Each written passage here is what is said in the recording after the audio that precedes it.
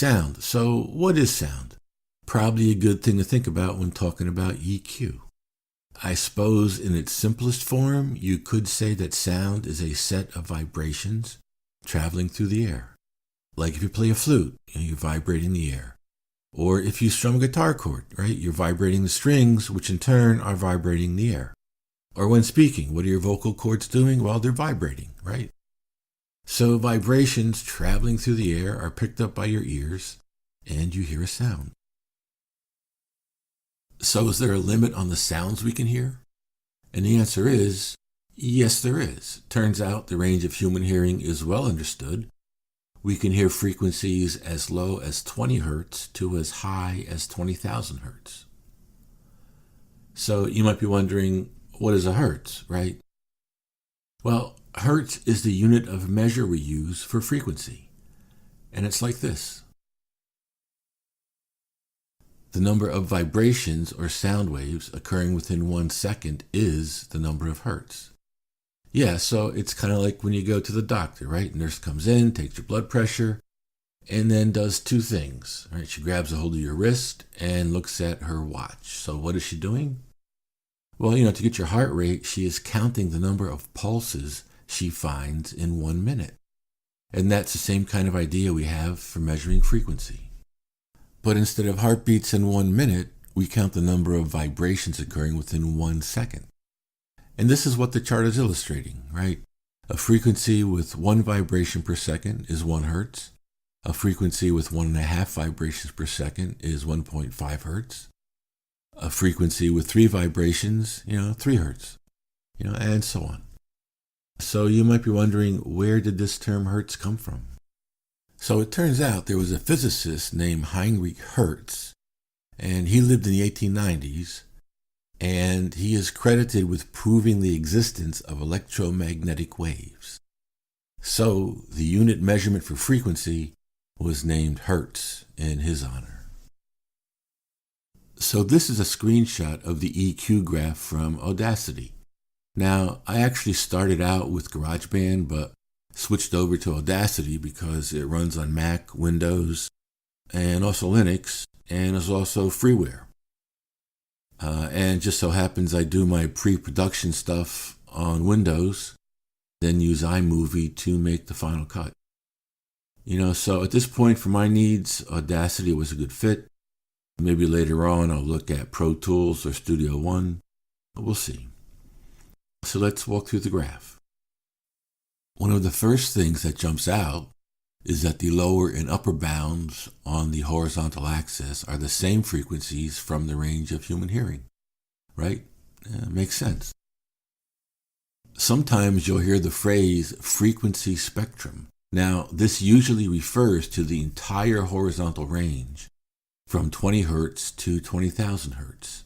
And you'll notice different instruments will resonate in different places along the spectrum. For example, a bass guitar will resonate toward the low end of the spectrum, whereas a violin will resonate toward the high end of the spectrum.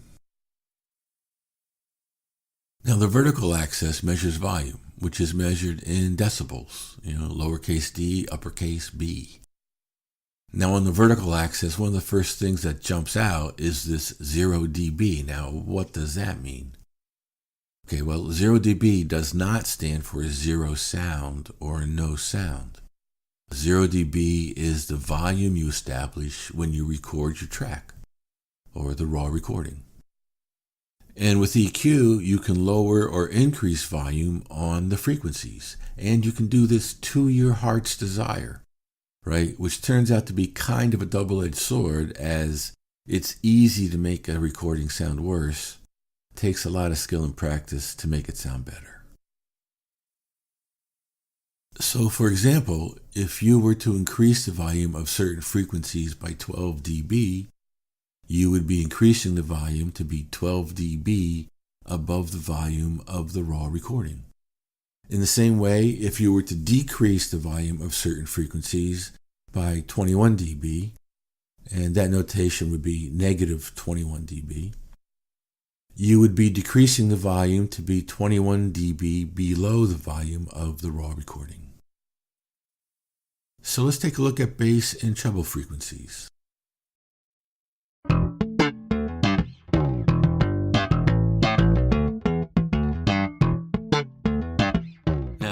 The sounds from the bass guitar are going to resonate toward the low end of the spectrum, mostly between 20 and 500 hertz.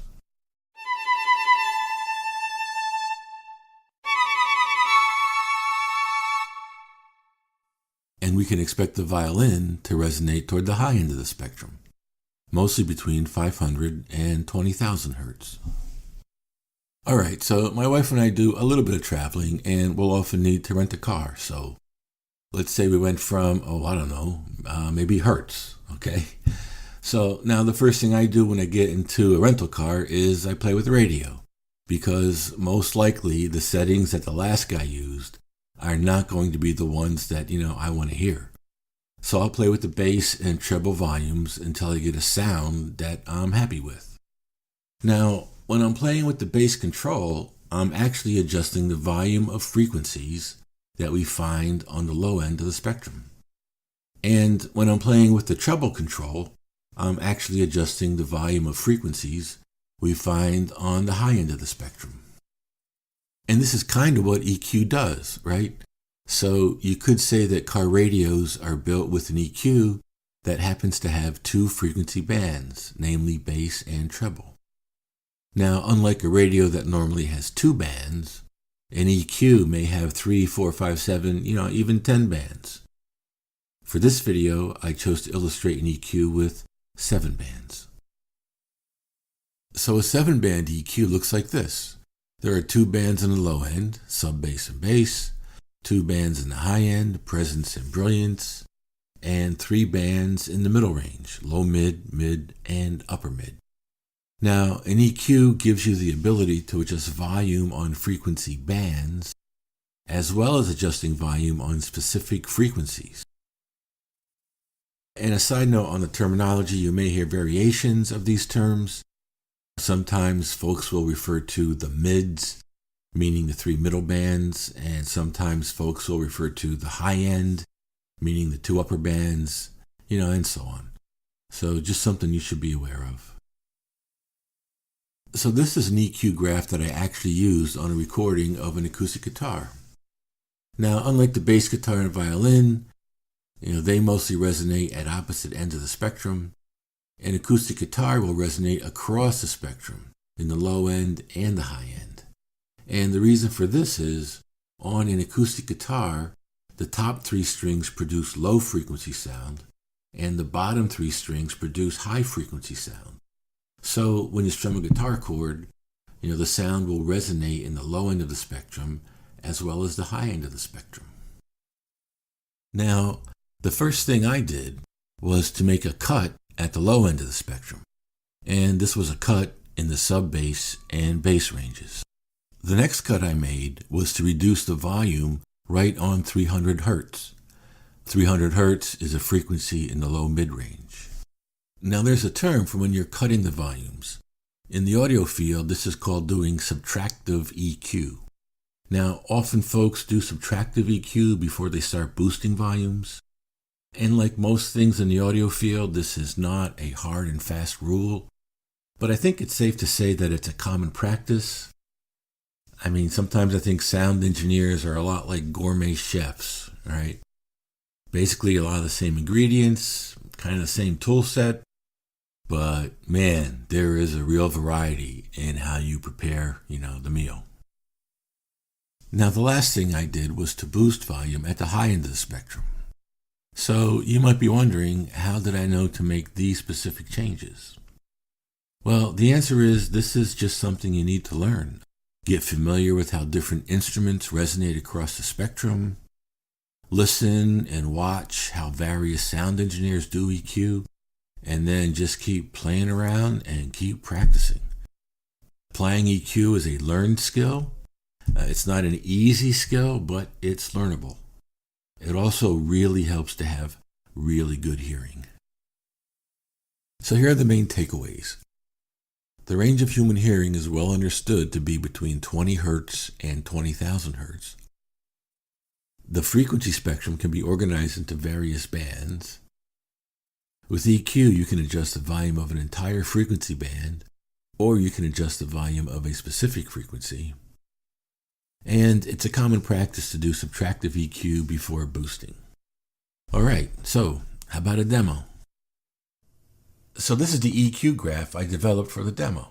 After listening to the demo track, I felt like there was too much sound in the low end.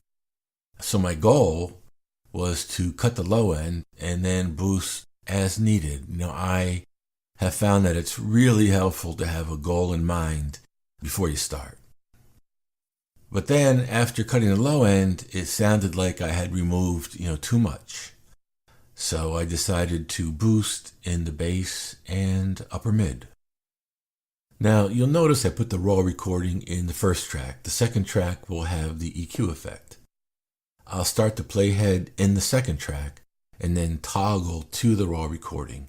Now you may notice a subtle difference between the two tracks. So all right, with that, let's start.